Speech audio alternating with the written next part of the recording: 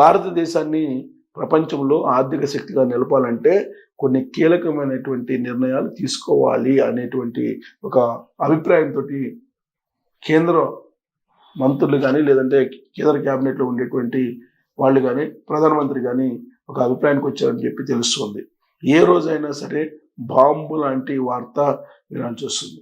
ఏంటి ఆ వార్త అంటే, మన భారతదేశంలో ప్రపంచంలో ఏ దేశంలో లేనంతగా బంగారం నిల్వ ఉంది. ఎవరి దగ్గర ఉంది?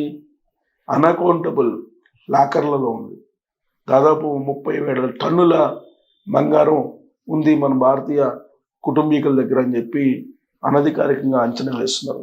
మరి దాన్ని గనక ఆర్థిక వ్యవస్థలోకి తీసుకురాగలిగితే ప్రపంచంలో నెంబర్ 1గా భారతదేశం నిలిచేటువంటి అవకాశం ఉంది. స్వచ్ఛందంగా ఎవరైనా దాన్ని ఆర్థిక వ్యవస్థలోకి తీసుకొస్తారా అని అంటే తీసుకురారు. కాబట్టి కేంద్ర ప్రభుత్వం ఏదో ఒక కీలక నిర్ణయం తీసుకోవాలి. 1. 2, బ్లాక్ మనీ. ఈ బ్లాక్ మనీని అరికట్టడంతో పాటు నకిలీ నోట్లను కూడా అరికట్టాలి.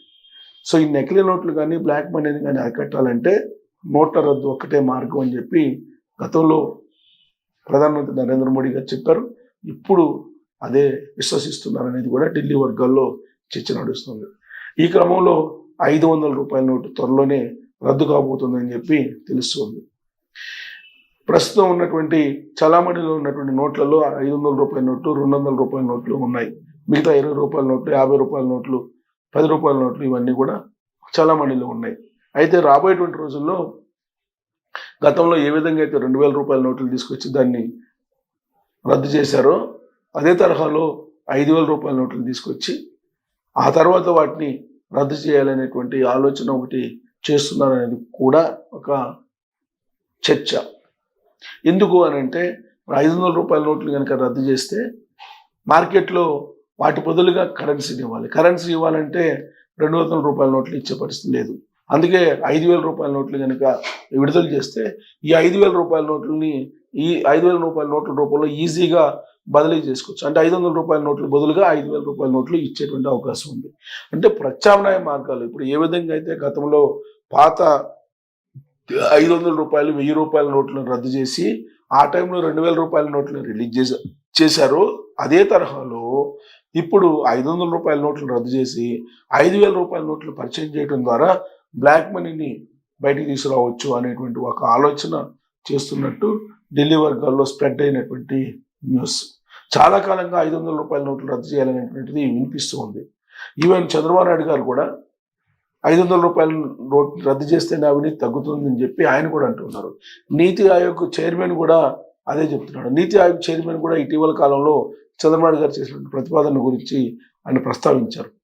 కాబట్టి 500 రూపాయల నోటు రద్దు కాబోతున్న త్వరలో రద్దు చేసే అవకాశం ఉంది. అమెరికా కేంద్ర ప్రభుత్వం చాలా సీరియస్గా పరిశీలిస్తుంది అనేది వినిపిస్తుంది. ఇక నకిలీ నోట్లు, ఆ కొత్త 500 రూపాయల నోట్లు 2,000 రూపాయల నోట్లు రాగానే ఇమీడియట్గా వాటి తాలూకు నకిలీ నోట్లు కూడా బహిరంగ మార్కెట్లోకి వచ్చాయి. కాకపోతే 2,000 రూపాయల నోట్లని మళ్ళీ వెనక్కి తీసుకుంది ఆర్బీఐ. బట్ 500 రూపాయల నోటు కొత్తది ఇప్పుడు చలామణిలో ఉంది. వాటి స్థానంలో నకిలీ నోట్లు చలామణి బాగా పెరిగిపోయింది. ఇది భారత ఆర్థిక వ్యవస్థ మీద తీవ్రమైనటువంటి ప్రభావం చూపిస్తుంది అనేది ఆర్థికవేత్తలు చెప్తున్నటువంటి మాట. సో దీన్ని అరికట్టాలంటే కనుక నోటు రద్దు ఒక్కటే మార్గం. దాన్ని ఎలా చేయాలంటే 5,000 రూపాయల నోట్లు పరిచయం చేయడం ద్వారా వీటిని రద్దు చేయొచ్చు అనేది ఒక ప్రత్యామ్నాయంగా ఒక ప్రక్రియగా చెప్తూ ఉన్నారు. మరి బంగారం ఎలా వస్తుంది?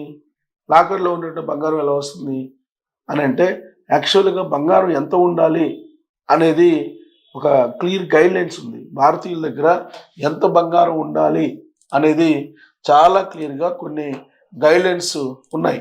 ఆ గైడ్ లైన్స్ ప్రకారం గోల్డ్ రూల్స్ అని కొడితే మీకు గోల్డ్ రూల్స్ ఇన్ ఇండియా అని కొడితే కనుక మీకు మొత్తం డేటా వస్తుంది. గోల్డ్ రూల్స్ ఇదిగో చూడండి, ఎంత ఉండొచ్చు, మ్యాక్సిమం ఎంత ఉండొచ్చు, ఎవరెవరి దగ్గర ఎంత ఉండొచ్చు అనేది. ఇక్కడ చూడండి, physical gold holdings married women అంటే పెళ్లి చేసుకున్నటువంటి మహిళ దగ్గర 500 గ్రామ్స్ ఉండొచ్చు. అందుకన్నా ఎక్కువ ఉంటే మీరు లెక్క చూపించాల్సి వస్తుంది.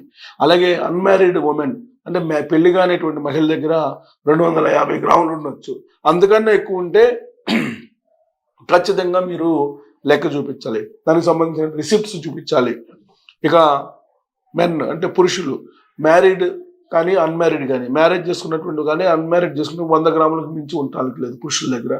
ఇంతకన్నా ఎక్కువ ఉంటే కనుక ఖచ్చితంగా మీరు రిసిప్ట్లు చూపించాల్సిందే.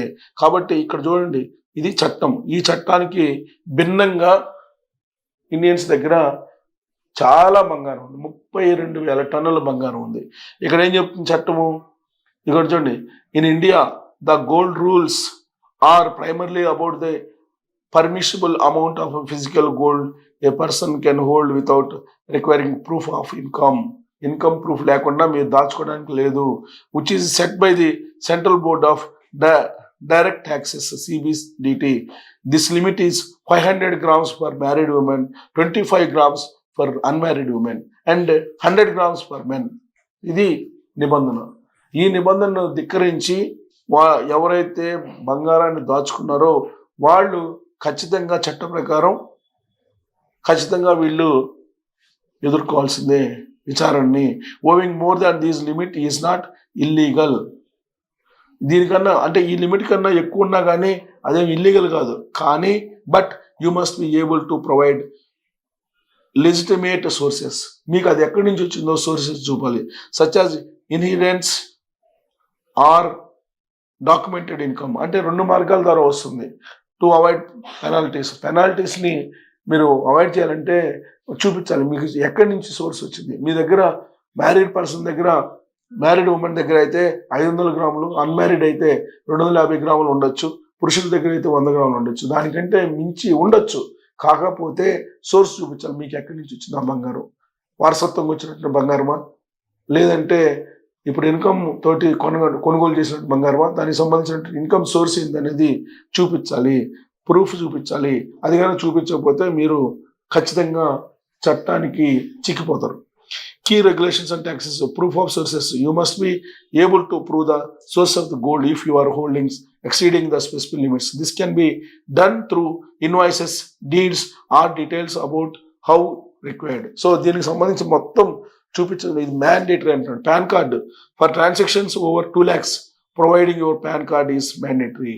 సో 2 లక్షల కన్నా ఎక్కువ కొనుగోలు చేస్తే డెఫినెట్గా మీరు పాన్ కార్డు తోటి నమోదు చేయాలి, పాన్ కార్డు కూడా అక్కడ చేయాలి అనేది.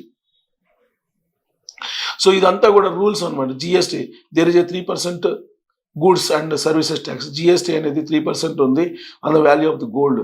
Charges of there CGST plus SGST or IGST. So capital gains taxes. The holding period of physical gold to quality for long term capital gains tax has been reduced 2 years. సో ఇది ఇలాంటి rules ఉన్నాయి. ఈ రూల్స్ని కాదని బంగారం మీ దగ్గర లాకర్లో ఉంటే కనుక దాన్ని చట్ట ప్రకారం బయటకు తీసుకొచ్చి దాన్ని బద్దలు కొట్టి ఆ బంగారాన్ని మొత్తం ఆడిట్ చేయాలి అనేటువంటి నిర్ణయం కేంద్ర ప్రభుత్వం తీసుకోబోతుంది అనేటువంటి ఒక న్యూస్ చాలా కాలంగా వినిపిస్తుంది. ఇది ఇప్పుడు మళ్ళా వినిపిస్తుంది. ఖచ్చితంగా బంగారం ఆడిట్ చేయకపోతే ఫ్యామిలీస్ దగ్గర ఉండేది ఆ బంగారం సంబంధించినటువంటి మొత్తం ఆర్థిక వ్యవస్థ అదంతా కూడా లెక్కలోకి రానటువంటి ఆర్థిక వ్యవస్థ. కాబట్టి దాన్ని ఖచ్చితంగా ఆర్థిక వ్యవస్థలోకి తీసుకొస్తే కనుక, ఆడిట్ చేస్తే కనుక ఖచ్చితంగా అది భారత ఆర్థిక వ్యవస్థకు ఉపయోగపడుతుంది అనేది ఆర్థికవేత్తలు చెప్తున్నటువంటి మాట. కాబట్టి రాబోయేటువంటి రోజుల్లో 500 రూపాయల నోటు రద్దు చేయటం, మీ దగ్గర ఉన్నటువంటి బంగారం చట్టానికి విరుద్ధంగా ఎంత ఉందనేది తేల్చాలంటే లాకర్లో బద్దలు కొట్టడమే మార్గము అని చెప్పి కేంద్ర ప్రభుత్వం భావిస్తుంది. ఇంకొకటి కూడా చేస్తే కనుక మొత్తం క్లీన్ అయిపోతుంది భారతదేశం. ఏంటంటే బినామీ పేర్లతో ఉన్నటువంటి భూములు, బినామీ పేర్లతో ఉన్నటువంటి హౌస్ సైట్స్, బినామీ పేర్లతో ఉన్నటువంటి హౌసెస్, వీటిని కూడా ఆడిట్ చేస్తే కంప్లీట్గా భారతదేశం ప్రపంచంలో నెంబర్ 1గా నిలిచేది ఆర్థిక వ్యవస్థ. డెడ్ ఎకానమీ కాదు ట్రంప్ చెప్పినట్టు. డెఫినెట్గా భారతదేశం సంపన్నమైనటువంటి దేశం కింద నిలబడాలంటే ఈ 3 చేయాల్సిందని చెప్పి ఆర్థికవేత్తలు చెప్తున్నారు.